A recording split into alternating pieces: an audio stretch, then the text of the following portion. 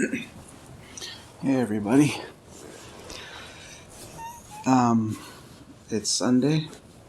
My name is Grant. If this is the first time you've been on one of my videos, and I am sober, and hi. Hope everyone's doing well. Probably a short video today. I just wanted to talk a bit about the value of having morning routines when it comes to trying to be sober, being intentional, or living with purpose, and um, trying to get to attain goals and reach goals, and setting goals and working on that. I know you probably see, or you've read or you've seen on TV or whatever, where successful people, like very highly successful people, from CEOs to multi-millionaires, and people and actors like Dwayne the Rock Johnson, or whatever his name is. He gets up at 3 or 4 in the morning and he works out, and sometimes when he gets back after a week of being on the mainland, he gets home on a Friday night, he's working out at midnight when he gets back to Hawaii. And these are people that know the value of having that morning routine, or just making sure you do those few things, or a couple things, maybe a handful of things every day, to be the person you want to be, to get you where you want to be, whether it's just financially, or for your health, just for your mental well-being. It doesn't. You don't have to be driven, and you just want to. You want to make millions of dollars, or you want to be, whatever, like the fittest superstar in the world. It can be that you just want to. Maybe you're practicing guitar, or maybe you're writing. You want to try writing a book, and you're just picking away at that. There's a lot of value, and if you have a bit of a routine, you can also incorporate not drinking in that. And how? Well, let me tell you. About 5 years ago, I came across a book, and I have it here. It's called The Miracle Morning, and it was written by a fellow by the name of Hal Elrod. And it's all about setting up a morning routine. It's an excellent read. I've read it 3 times, and I'm going to read it a fourth over this winter. And he just lays it out, so that anyone can understand how to set up a morning routine, a successful morning routine, and how to adjust it to meet your needs. He has these things, this routine where he created, it's called Savers. It's where you spend some time every morning. Now, you can adjust it and do bits and pieces of it. I tried the whole thing, and then I did my own little hybrid of it another time, and it worked quite well. So he's Savers, so he's got some time for silence, some time for affirmations, some visualization, a little bit of exercise, some reading, and some scripting or some writing, jotting down your goals for the day or whatever. Now, it sounds like a lot, and it's not. You don't have to do, an hour of each. Silence, it can be 5 minutes, 10 minutes. Exercise can be 20 minutes, and you don't have to do them all in the morning when you get up. You can say do some in the morning and some before bed, or you can do some in the morning, some midday, whatever suits you, whatever fits your routine and your lifestyle. But out of all of the self-help books I've ever read, this one is one that I read it and I got something out of it. I was able to apply in my life, and it actually helped me. So the affirmation thing, I still haven't nailed that down right. Um, but that's something that you, uh, I think, can kind of morph and change over time. Um, but so if you're if you're in the market for a good read on self help, check it out. I got this one on Amazon. If it's still on Amazon, I'll put a link in the description of this video. Um, Check it out. It's or if it's at your library, obviously you can get it and read it for free.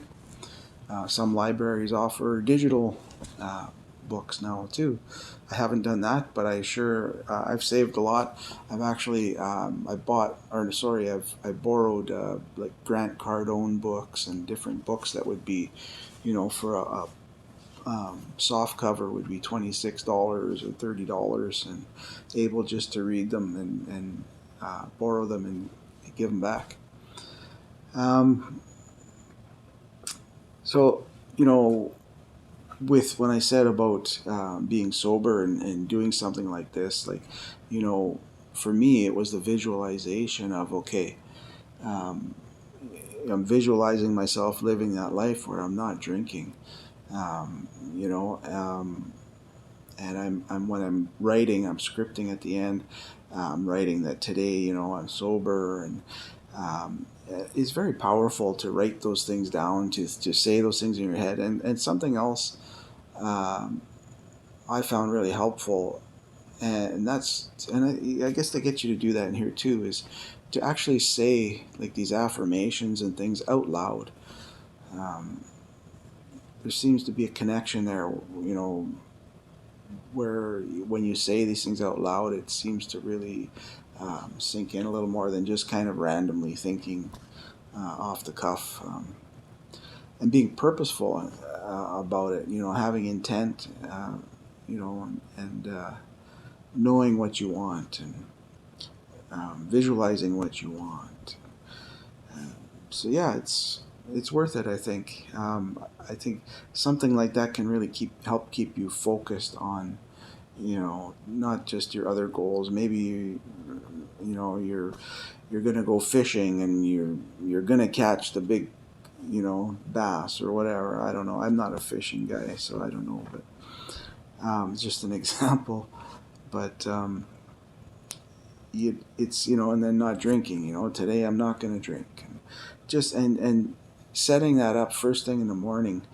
It really is helpful. Like I was doing some writing for my websites in the morning, and that I was doing my own version of this. Um, I wasn't doing everything. After a while, I just started doing my own kind of thing, and I was doing exercising and writing, and some affirmations, some visualizations. Some mornings I would just get up, do some exercise, and then I would do writing during the day sometime. But the idea there was that every day I'm going to get to these things no matter what. And if at the end of the day when I'm getting ready for bed and I haven't done something, I'm going to do it. So it just helps. It just helps keep you focused on everything. And sometimes I say you just can't think about the drinking. You can't, think about other things. Keep your mind busy, and that might work for some people. And sometimes it works for me. Sometimes it doesn't. Sometimes I just know I have to focus. I have to think about these things that I really want, and try just to think about these things, and whether I want them in my life or out of my life, right? I hope this is making sense. Probably been talking too long already. uh, Anyways, hope everybody's doing great. I hope you got something out of that. A morning routine. Check into it. It doesn't have to be something like the Miracle Morning. You know, just Google it and see what other people do. And you don't have to get up at 3 or 4 in the morning. When I was doing these, I was getting up about 45 minutes or an hour earlier because I was doing like some of the exercise midday and the writing midday. So I didn't, and had everything ready at night, like the lunch and everything. So check it out. Think about it. It might be useful to you. Morning routines. If you wake up late and you're kind of lackadaisy and just, with no real, I don't know what the word is, like like your drive, you're just, some people just kind of like la-di-da, they get through life and, then they wonder why things don't change. Because you have to do something about it. You have to make the changes. If you want a different life, you have to start living a different life. You can't expect that if you just do the same thing and if you don't work or if you work late and you're just getting up, you're sleeping in all the time. I get up early on the weekends too. Like today it was 6. It was or 10 after 6. It wasn't super early, but it was still that's pretty early. On a Sunday. I could have slept in if it was a rainy day here, but I had some things I needed to get up and do, and I really feel good about it when I do get those things done. Even if I'm a little tired, I know that night I'm going to go to bed on time or a little bit earlier. And that's another thing. If you're getting up early to do those things, make sure you got the morning routine. You're going to need an evening routine to prepare for the next day, like getting things ready so you have more time in the morning and even for the week. Some preparation and on time or earlier to bed makes a big difference. You keep doing that day after day after day, and after a while, you're just, 9:30, you're falling asleep on the couch. You want to go to bed, so it's not such a bad thing as you get older. When you're younger, excuse me, when you're younger, you might think, my God, I'm not going to sleep at 9:30. That's crazy. The bars or the not, whatever you do. You do you, I'll do me. But you couldn't see yourself going to bed on 9:30 on a Friday or Saturday. Well, I used to think that too, but now I don't mind at all. It's fine. I see more of the day and I love it. It's just awesome. It feels good. So take care. I'm going to stop rambling. See you later.